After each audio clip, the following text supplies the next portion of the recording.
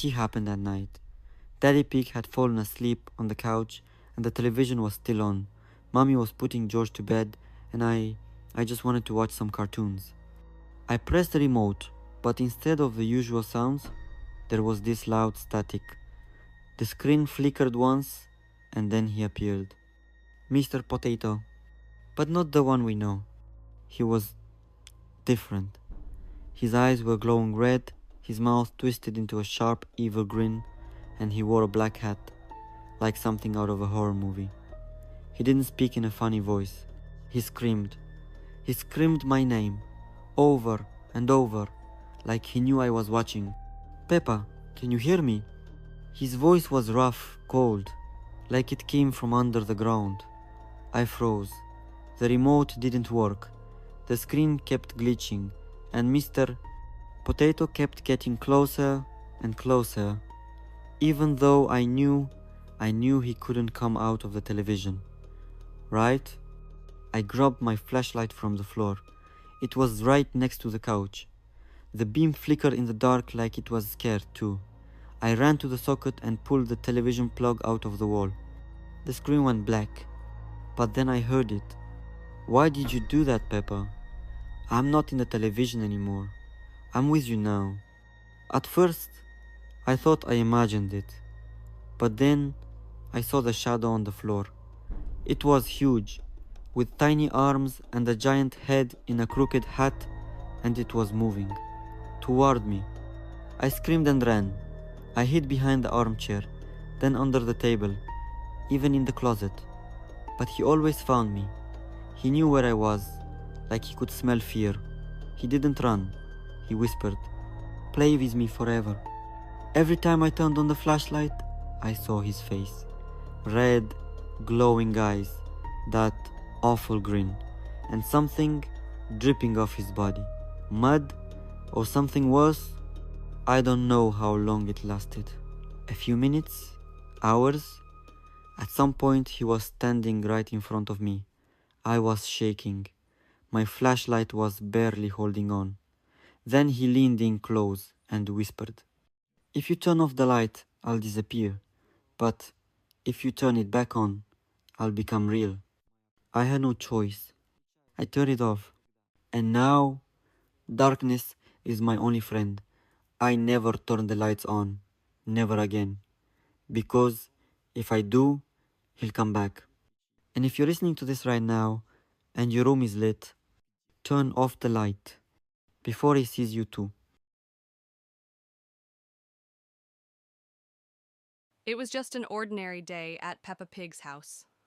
Warm sunlight was pouring through the windows, and Peppa was sitting on her bed, scrolling through games on her phone. Suddenly, the screen flickered, and a new message appeared. The sender was unknown. On the screen, it simply said, "Hello, Peppa. I'm nearby." Peppa smiled. She thought it was just one of her friends playing a joke. She put the phone aside and returned to her game. But the phone buzzed again. Another message popped up. "Why did you turn away? Look out the window." Peppa slowly lifted her eyes. The window was open. The thin curtain trembled lightly in the wind. Outside, there was no one, just the gray sky and the empty yard. Peppa felt her heart race faster. She tried to ignore it, convincing herself it was just a prank. But the phone buzzed again. This time the message was short, only 3 words. "Don't look back." Peppa froze. The room suddenly felt quieter. Even the birds outside seemed to stop singing. And of course, she turned around. Behind her, everything looked the same. Her familiar room, and yet something about it felt wrong. The phone screen lit up again. The final message read, "Now you're alone." The screen cracked. The lights went out. And in the reflection of the window, Peppa saw herself, but not the way she remembered. It was a normal morning. Peppa and George were playing in the garden while Daddy Pig was cleaning the windows and Mummy Pig watered the flowers. Everything seemed as usual, until George suddenly stopped and pointed toward the far corners of the yard. "Peppa, look," he whispered. There, where there had never been anything before, stood an old, rusty swing. It looked like it had been pulled out of the ground and forgotten for years. Peppa frowned. "Where did that come from?" she asked. Mummy Pig glanced at it and suddenly turned pale. "Don't go near it," she said firmly. "There was never a swing there." That night, Peppa woke up to a faint creaking sound. She walked to the window and saw the swing gently moving back and forth, even though there was no wind. George was awake too. He looked at her and whispered. She was there, sitting. A girl covered in mud. She was staring at our house. The next morning, Peppa decided to investigate. George was too scared and stayed behind. Under the swing, the grass was flattened like someone had been sitting there for a long time. A small tag hung from one of the chains. "You sat too long?" "Now it's my turn." Peppa reached out and touched the seat. Instantly, everything around her vanished. She found herself in a grayscale version of the playground, silent, distorted, and cold. The same swing sat there, but it moved like it was breathing. From deep in the fog came a whisper. "It's time to switch places." Peppa turned. Out of the darkness stepped a shadow that looked like her, but with blank glowing eyes and a crooked, unnatural smile. "Now you're here," it said softly. Peppa ran. Somehow, she found herself back in her house. Everything looked normal, but something was off. She looked into the mirror, and what she saw wasn't her reflection. It was the shadow. Standing in her room, smiling, she screamed. "George," she called out. No answer. The house was silent. In the living room, George was gone. Only his toy dinosaur sat on the table, covered in dirt. Through the window, she saw George on the swing, still. She ran outside, but by the time she got there, he had disappeared. A new note dangled from the chain, one by one. Peppa returned inside.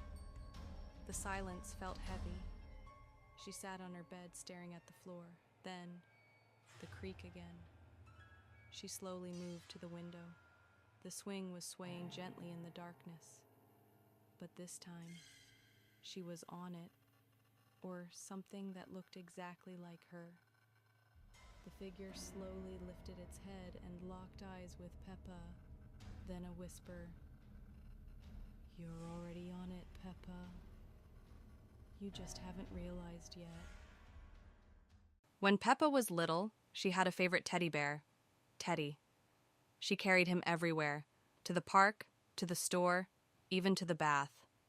He was old and worn out, but Peppa believed he was alive. George was the same.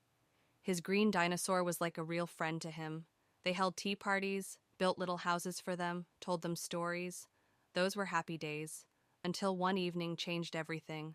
Peppa accidentally dropped Teddy in the mud. He got soaked, dirty. One of his eyes came loose and dangled on a thread, and his paw tore at the seam. Mummy Pig wanted to throw him away. "He's dirty, Peppa. We'll get you a new one." But Peppa shouted, "No, he's mine. He can hear." They put the toy away in an old box up in the attic. Peppa sat by the window for a long time, looking upward, as if waiting for him to return on his own. From that night on, the house didn't feel safe anymore. Strange sounds echoed in the night. Creaks, quiet footsteps. At first, the parents said, "It's just mice." Then, "It's the wind." And later, "You're just tired." But one night, George woke up in tears and said that his dinosaur had walked to his bed, all by itself. He just stood there and stared. Peppa began to fear the dark. Once she opened her eyes and saw a shadow on the floor, soft, round, like a bear. She blinked, and it was gone. "I must have imagined it," she whispered. "I must have..." But one night, things changed. Peppa woke up and couldn't move. Something was pressing down on her chest. She heard soft footsteps approaching. In the moonlight, she saw Teddy, sitting on the floor. That same old bear. One eye dangled by a thread, his paw torn, stitches sticking out. But he was looking right at her. Peppa didn't scream. She froze. "You left me, Peppa," he whispered in a low, raspy voice. From the shadow stepped George's dinosaur. But now it had sharp teeth, and its eyes glowed red. They both stepped closer. "We were your friends. And now, you belong to us." The room went dark. The ceiling vanished. The walls began to move. Children's drawings appeared all around. A house, the sun, Mummy, Daddy.